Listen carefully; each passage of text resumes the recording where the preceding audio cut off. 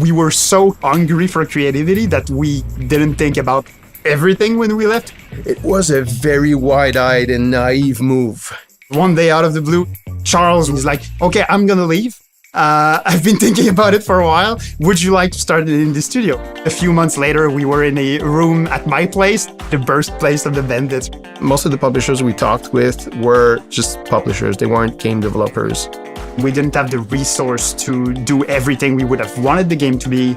So we were in the low-cost mode. Tripwire saw that. They were like, no, we want to know, what do you want the game to be? Over here! Target acquired. Time to move. Nothing to see here. Move along. Might need this. Bye! Moving as fast as I can. Gotcha! This is an intense operation. Imagine if the current world was influenced by the 70s sensibility to aesthetics, the looks, kind of the vibe, the music, but it's very much a modern world where technology has advanced. Hacking faster than ever. We wanted to capture the feel of spy movies in the environment where you play with other people. The tension that anybody could be an enemy, that everything could be dangerous. Be cool, Rupert. Be cool. It's exciting, it's tense, but also you have those quieter moments where you're kind of just sneaking around, and then when it bursts up, it's really high-octane action. Unlocking my full potential. Aced. But I was so close.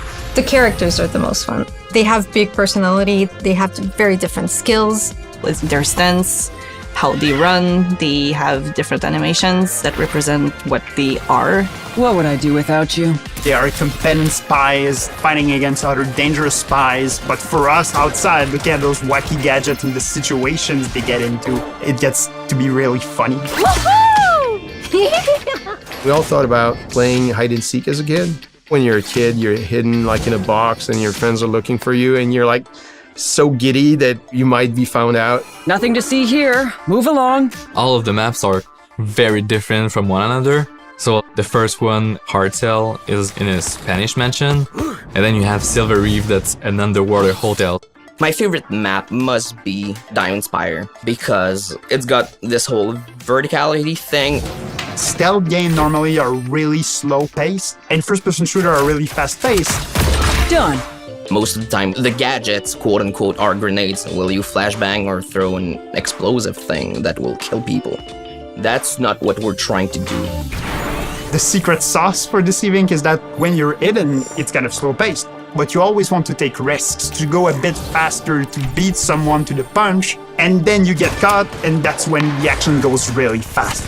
We want to do games that are not what you would necessarily expect. In the end, I am victorious, always. We were safe. We had a job we were good at. I knew it was a super kind of risky move, but leaving with Charles, you have that feeling everything's gonna be all right, that things are gonna work out. Coming from a place where we lost all ownership, that's really what started the fire of we want ownership back and we want to create a place where we can make games that we like, but also that we have a real impact on.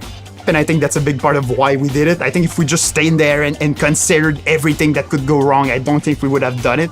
That very scary thought of just leaving everything behind became like, okay, I'm sure we can pull it off in the end. Don't be suspicious. Don't be suspicious. Boom shakalaka laka. So much for beginner's luck.